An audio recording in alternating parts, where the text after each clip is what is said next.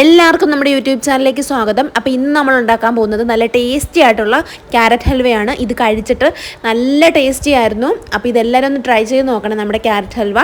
Carrot halwa നന്നായിട്ട് നെയ്യിലൊന്ന് വഴറ്റിയെടുത്തു. നന്നായിട്ട് വേകണം. മൂടി വെച്ചാണ് ഞാനിവിടെ വേവിച്ചെടുക്കുന്നത്. ക്യാരറ്റ് നല്ല രീതിയിൽ ചെറിയ രീതിയിലാണ് നമ്മൾ ചീകിയെടുക്കുന്നത്.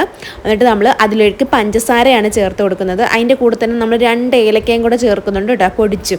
അപ്പോൾ നമ്മൾ ഈ പഞ്ചസാര ആവശ്യത്തിനനുസരിച്ച് അവരവരുടെ മധുരത്തിനനുസരിച്ച് അങ്ങോട്ട് ചേർത്ത് കൊടുക്കുക. എന്നിട്ട് നന്നായിട്ടൊന്ന് വേവിച്ചെടുക്കുക.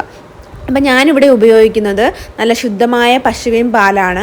അപ്പോൾ പാലൊക്കെ നമ്മൾ പോയി മേടിച്ചുകൊണ്ട് വന്ന് അതാണ് നമ്മളിവിടെ ചേർത്ത് കൊടുക്കുന്നത്. വെള്ളം ഒന്നും ചേർക്കുന്നില്ല. ഇതിനകത്തൊരു തുള്ളി വെള്ളം പോലും ചേർത്ത് പാല് നല്ല രീതിയിൽ തന്നെ ഒഴിച്ചു കൊടുക്കുക. അപ്പോൾ ക്യാരറ്റൊക്കെ നന്നായിട്ട് വെന്ത് വന്നിട്ടുണ്ട്. അപ്പോൾ പാലൊഴിച്ചതിന് ശേഷം നന്നായിട്ട് യോജിപ്പിച്ചെടുക്കുക.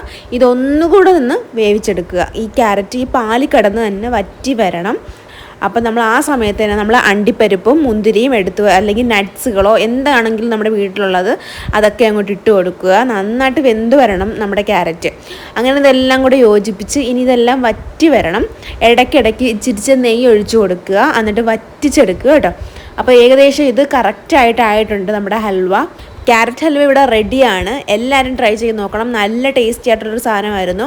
മധുരം ആവശ്യത്തിനനുസരിച്ച് ഇടുക. അപ്പോൾ എല്ലാവരും ട്രൈ ചെയ്ത് നോക്കാൻ മറക്കരുത്. മറ്റൊരു വീഡിയോ ആയിട്ട് വീണ്ടും കാണുന്നവരെ ബൈ.